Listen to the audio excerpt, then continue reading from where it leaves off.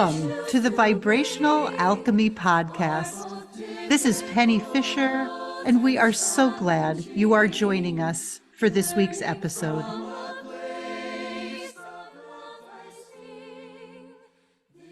Hey, everybody. How are you doing? Welcome to episode 12. I don't know how we got here so fast, but here we are, sitting here in the energy of this full moon in Leo. Came in Thursday, so I hope you are riding that wave with ease and grace and just, having a good time. Um, so I'm super excited to continue our journey talking about this idea of living a life of balance and ease, right? This is I think, the third episode that we're sharing around this thread. And what I want to do with you today is dig a little deeper into this idea of uh, divine feminine and divine masculine energies that we talked about last week. But this week, I want to come at it through a different lens. I want to talk to you through the lens of uh, more esoteric approach, I guess, about how we bring um, an even deeper sense of balance. And I want to do that, all of that by way of saying, I want to do that with you by talking about um, the threefold flame.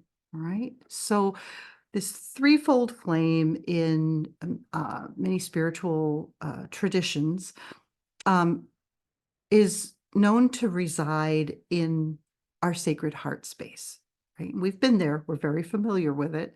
And so these energies kind of hang here in these beautiful spaces.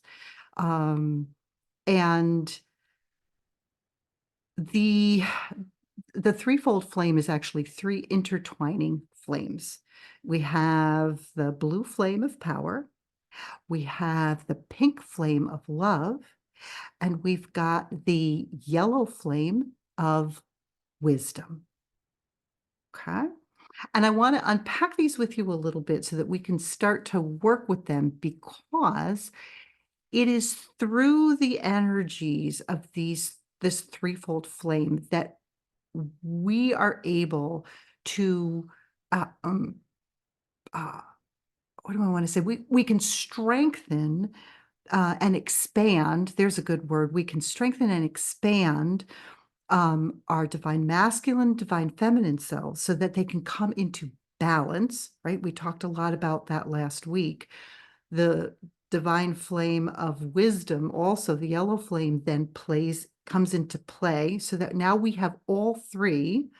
And if you could see me, I've got my fingers in a triangle shape, right? The tops of my pointer fingers are together and my two thumbs are horizontal with the tips of them touching. So I've got a triangle shape. So these three energies now come into balance, helps us to function, right? To meet challenges and move through our lives with more ease and grace. And eventually I believe that we come to a place where we merge these energies, right? But that's a couple of episodes down the road. We'll get there. All right. So, but I digress. So let's come back now and let's talk very, very briefly. There's so much information that is out there in writing, some beautiful sites online where you can take a deeper dive. Remember always to be discerning, right? See what resonates with you, what feels in alignment with you as you're reading. But there's so much that you can read and dive more deeply into about the threefold flame. So let's do it's not 10,000 feet. Let's do like the 5,000-foot view, okay? So let's start with the blue flame. This flame is known as the flame of power, the will of God. And I want to pause here and do my disclaimer. When I use words like God, source, spirit, I am not talking about religion in any way, shape, or form, right? I'm talking about that energetic of that vibration of pure unconditional love. So when I use those words, I invite you to substitute whatever works for you in that space, right? Whatever helps you to open your heart to understand this more deeply. Okay. All right. So for me, when I think about this flame of power, it most closely aligns with the energies of the divine masculine, right? And if you remember what we talked about last week, this is the energy to um, and the strength to move from stillness into action, right? The power to get things done, to um, to overcome obstacles, right? When this flame is energized, when it's expanded, we have more physical energy. We feel like we're in flow. And remember that our work here always is to bring heaven to earth. And I was reading this morning in a book I've referred to many times. It's called The Way of Mastery. And I was reminded that in The Way of Mastery, they talk about God, source, creator, all that is, wanting one thing, and that is to expand itself. And if source is pure and unconditional love, then the one thing that God, source, spirit, however you refer to it, wants is to expand itself, to expand love. And so that's what we're doing. We're coming into that space of expanding love in the world, right? Through, and I'm going to air quote doing, because we're going to come back to that in a minute. But I want to take a little detour here for a minute.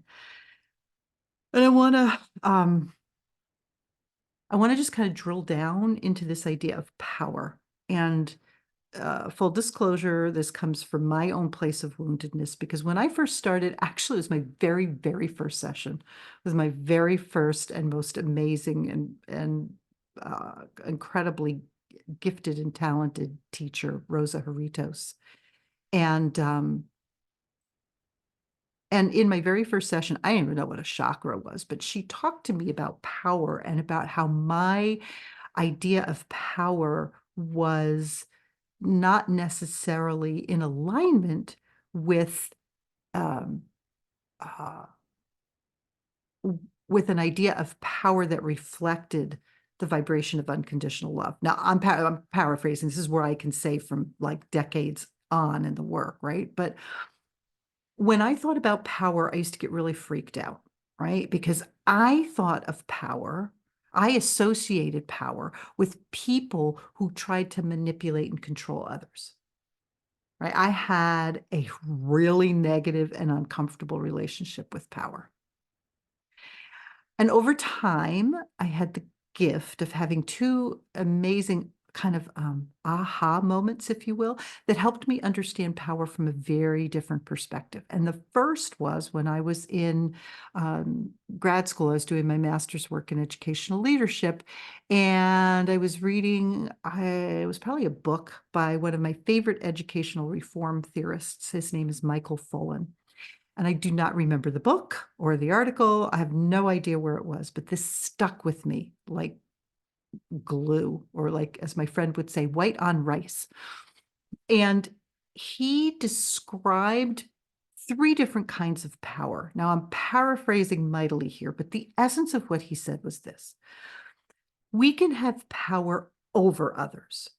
And this was my concept of power, right? That people who are in places of power use it to manipulate other people, to control them, to get what they want out of them. That was my idea of power. Then he said, we can also have power for others.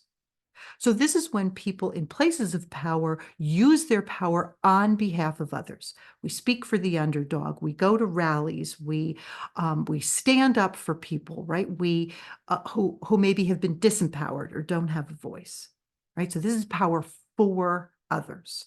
Okay. And then he talked about a third kind of power, and this is power with others. And here he was talking about those in power either creating or utilizing structures that allow power to be shared, to be evenly distributed. And it's not that there isn't a leader in an organization, because as he said, there are some things that are just a leader needs to do, right? A leader, maybe there needs to be a face of the organization, and maybe the leader needs to be the one to sign off on particular kinds of documents or uh, orders, or I don't know, it depends on your organization, right? But what's happening behind the scenes is that the leader is sharing decision-making um, uh, responsibilities, is sharing um, uh, uh, responsibility for tasks that have to get done. So everything is shared behind the scenes, and um, in most case, in an ideal world, let's go there, this shared leadership is always in the service of a shared vision. And that vision holds at its core, right? All that is good, that will be for the good. There's what I want. That will be for the good of everyone who's affected by the power that's being wielded, right? And when I heard about this, this really resonated me. This in leadership theory, it's called a flat model of leadership, right? So typically we think of organizations as having a hierarchical structure, right? So there's those at the top, and then middle management, and then the folks who are, kind of doing the everyday work. This flattens that model. And this resonated with me because it took power out of the arena of something, and I'm air quoting now, that was bad, and it placed it squarely on the side of people who were going to use power to do good for themselves and others. So that was really helpful for me. And then a while later, I had the real eye opener. And I was at an event with my teacher, Brigitte Boyer, and I'm sure you've heard me talk about her. Her organization is Lightbridge, and she's out of Clinton, New Jersey. And Brigitte said this about power.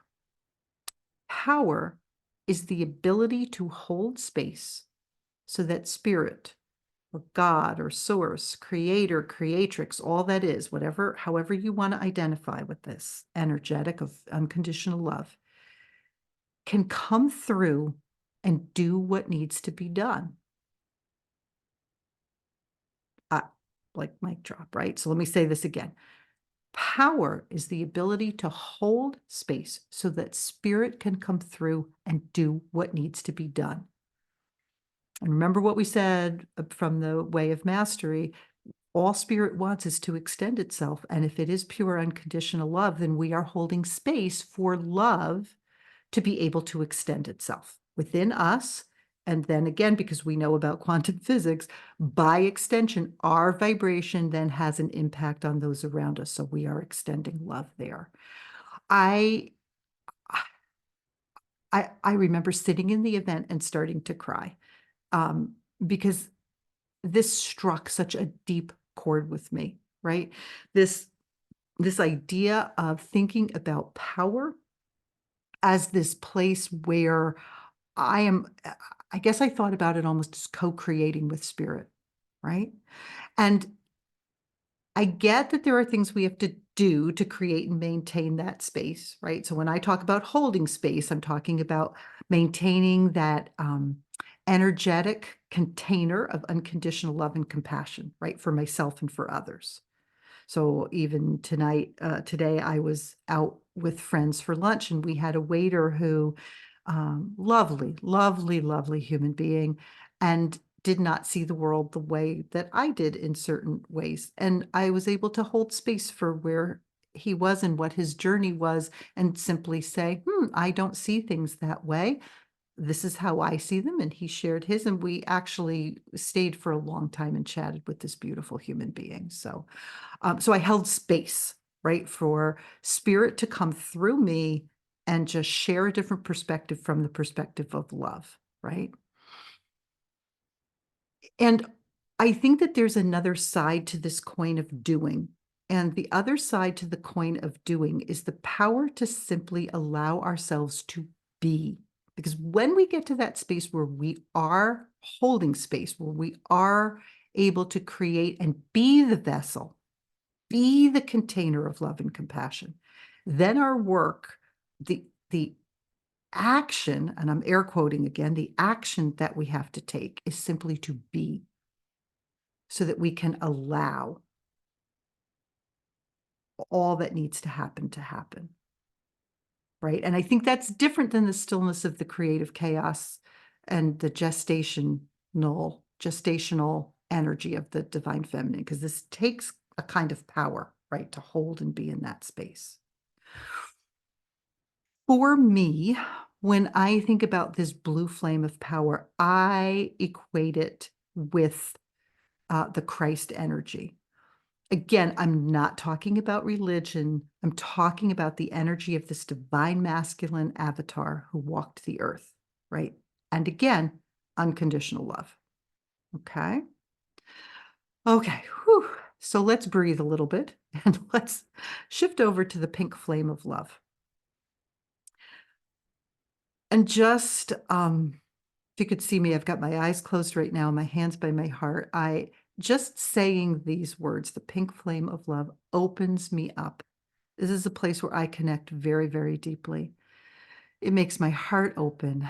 And just like I equate or connect the blue flame of power with Yeshua, with the Christ, I always see and feel the energy of Mary Magdalene when I work with the pink flame of love, right? For me, this flame holds the energy of the divine feminine, right? The complement, the flip side of the coin. This is about emotions. The pink flame holds the energy of intuition, of thoughts and feelings. We talked last week. It holds the vibration of this creation. It is the energy of the receptive vessel, right? Inspiration flows here, and from inspiration, there comes information and then gestation. It's this container in which this goo, this soup, that's what I want, this soup of creative chaos kind of bubbles and simmers until it's ready to be brought forth, right? And that's when the divine masculine comes in and says, okay, let's go. It's time to move.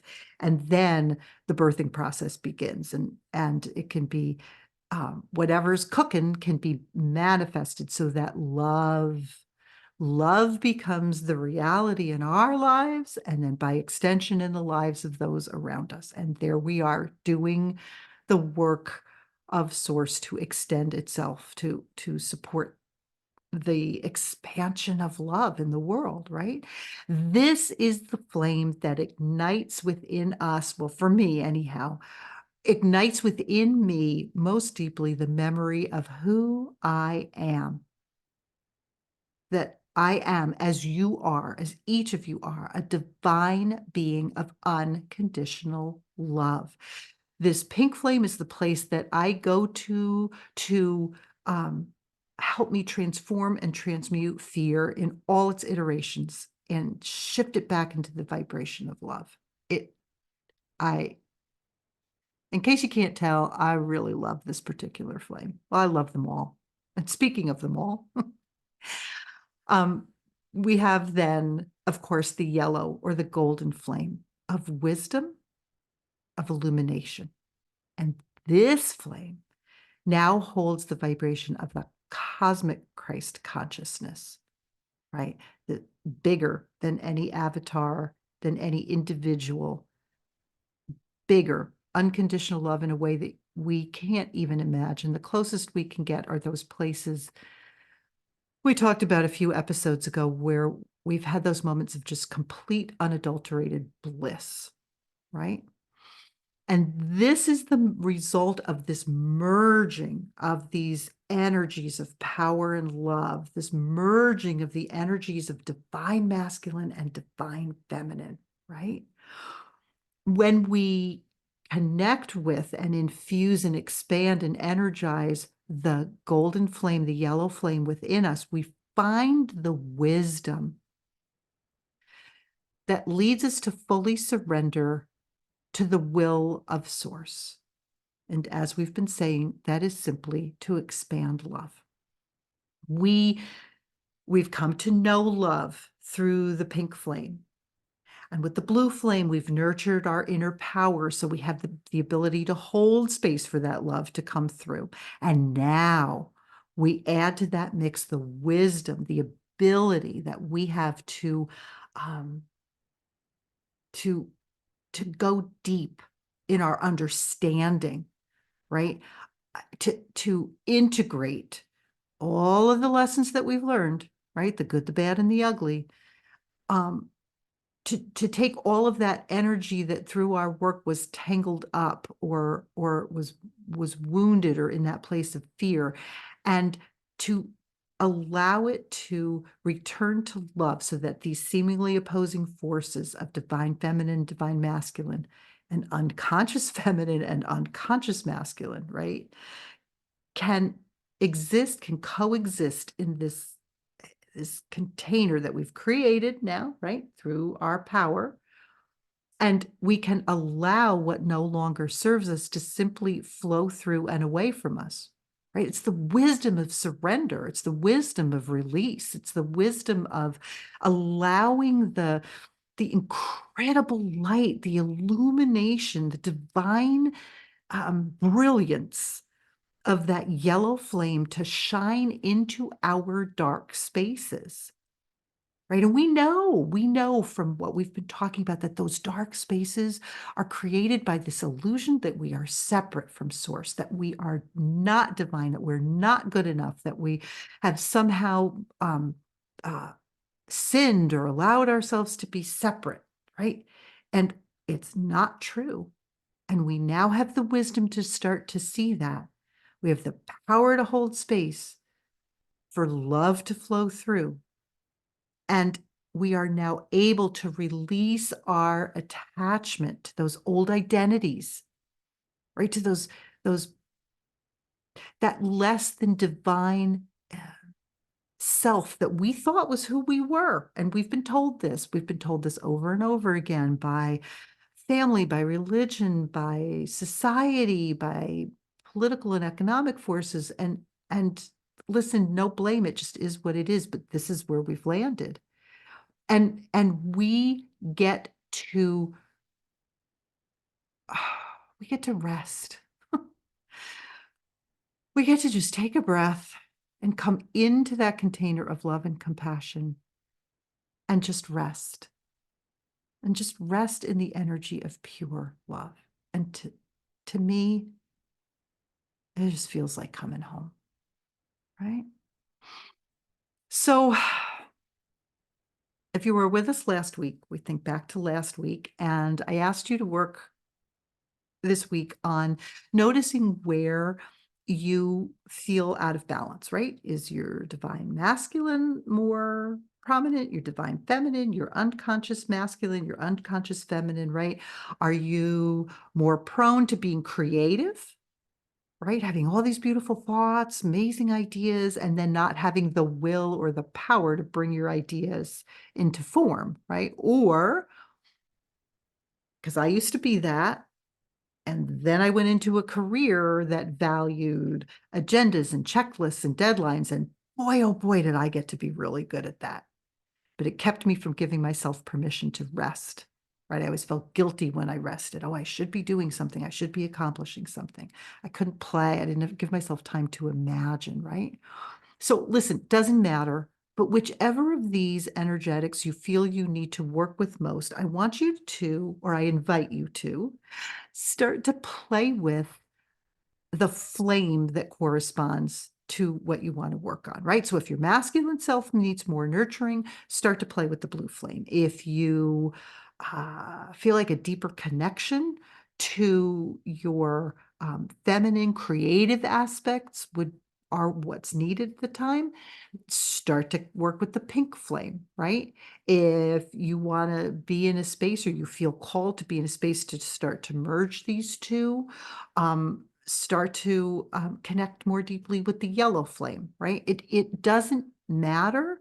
And what I would invite you to do always, always, always is to drop from your head into your heart. Sit in your heart chamber, invite the threefold flame in, and simply notice, right? What do you feel called to start to infuse and energize and work with? Don't judge it. Don't think about it. As my teacher, one of my teachers, Heather, used to say, do not uh, give your brilliant analytical mind an opportunity to rest, right? We just want to be in the heart. And I want to say something else really, really important to you. This is not a linear process.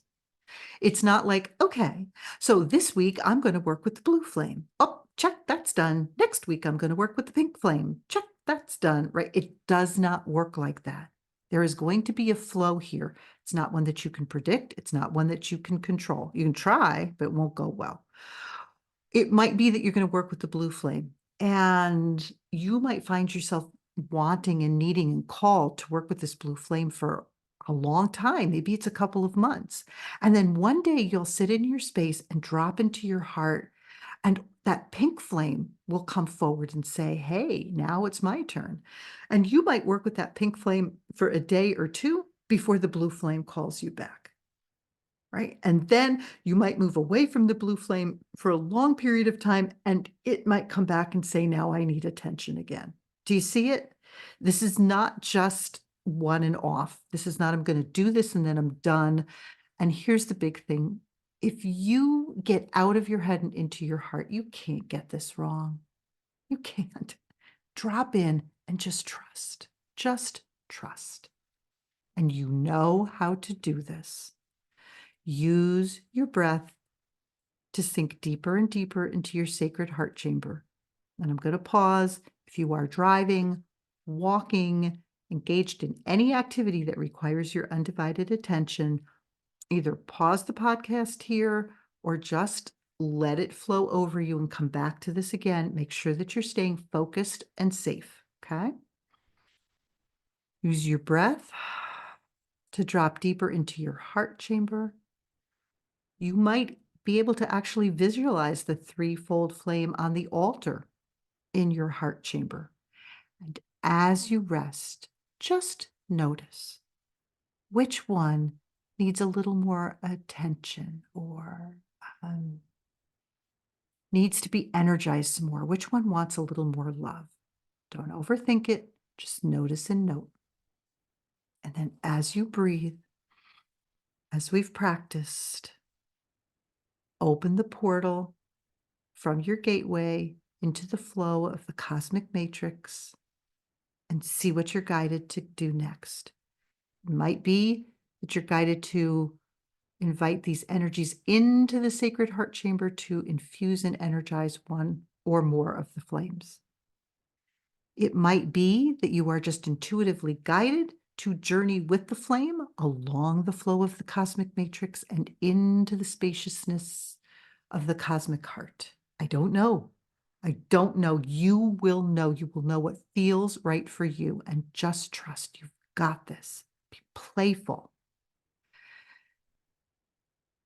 And as you do this work, even for just a few minutes each day, you will start to notice small shifts and changes in your day-to-day life, right? So maybe you were the person who's the giver, right? And you give and give and give so much love to everyone else, but it's really hard for you to establish boundaries and to engage in self-care. And maybe opportunities for self-care are coming up, or you find yourself saying to people, you know what? I can't do that right now because I have to take care of me, right? You might be the person who is incredibly motivated. You're the doer. You're always starting a new project, um, um, uh, bringing new things into being. But you, um, you need to kind of work on the wisdom that allows you to do that with love. Right? So you're not walking all over people or barreling forward with things. You're in alignment with your true divine self, right? You get the idea. I want you to just be playful, stay curious, right? And bring that curiosity and that uh, um let's call it the disposition to notice things, right? Not just when you're sitting in your sacred heart chamber, but also as you're going through your life and just start to notice things, right? You have to, what did we say? Tom Kenyon says simply by noticing something, you change your relationship with it. Okay. And just see what happens. Just check it out. All right. So as you, um, yeah, and here's why I want you to check it out. Sorry, I was trying to decide which way to go. As the reason I want you to really stay curious is because as you do this work, I think you're going to find without not without any effort, but with less effort than you would think in your day-to-day life.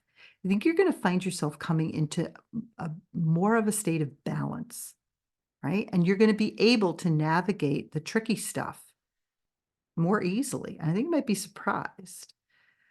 You're going to be able to remember who you are.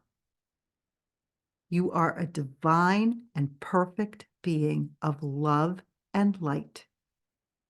You are balancing power, love, and divine wisdom because it's who you are. And that's how Source sees you. And that is my most sincere wish for each of you, that you would see yourself in the same way, as divine, as perfect, as filled with love and light. I love you all, and I am so grateful to each of you for joining me. I am Penny Starhart. This has been the Vibrational Alchemy Podcast. And until we are together again next week, please remember that you are loved and you are love. This is who I choose to be.